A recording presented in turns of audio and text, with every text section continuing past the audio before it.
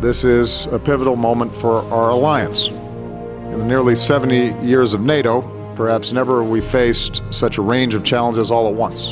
In this challenging moment, I want to take this opportunity to state clearly what will never change, and that is the unwavering commitment of the United States to the security and defense of Europe, to our commitment to our common defense.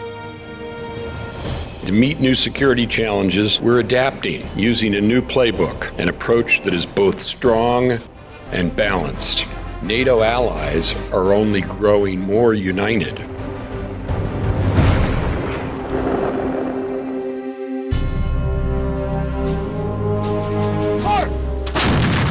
We are shifting from assurance to deterrence, and USARA has been leading the way here in the change we have in Europe.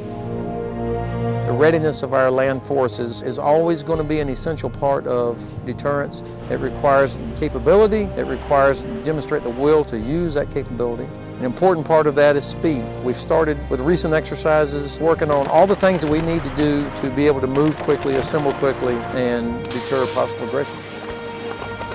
The number of troops we have in Europe forward stationed today on a permanent basis is somewhere around 30,000 or so, and that is significantly smaller than we've had in decades past. So the rotational forces play a key role in that. This is an opportunity for the regionally allocated force to work with our multinational allies in a complex environment every day, and we will continue to develop those relationships because the interoperability is key. Army Reserves and National Guard units are the lifeblood of making 30,000 soldiers look like 300,000 soldiers, and they are working and training with our multinational partners and allies here in Europe.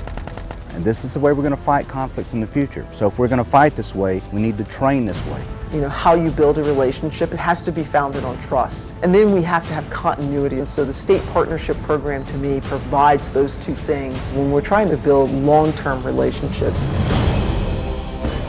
So it is really important to work with other nations together, as close as you can, and even before an operation starts. We know that we need each other, but we know also that we can rely on each other. We've experienced that in many missions where we have been working and fighting shoulder by shoulder. U.S. Army Europe relies on networks and systems to provide critical services to support command and control capability for our forces and work with our allies. In today's environment, we face an ever-increasing threat to our cybersecurity, which means that we have to work together with our allies and partners to protect and defend our networks across U.S. Army Europe and the Alliance. Dynamic presence here in USARA is really centered around one key concept. We use every opportunity with our units, partners, and allies, and that's from the very highest strategic problems, such as freedom of movement, all the way down to the training at the very lowest levels. It's hard and it's realistic.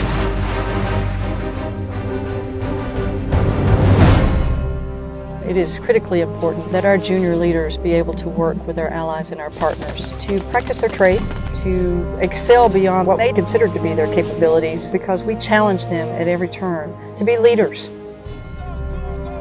Here in Europe, we get to put a lot of responsibility on very young leaders, very young non-commissioned officers, junior officers, that many times are the senior American military person in that allied country or coalition country. So I think U.S. Army Europe is a great leadership laboratory for the forces that are stationed here, and it's equally a great leader development opportunity for the forces we rotate in here.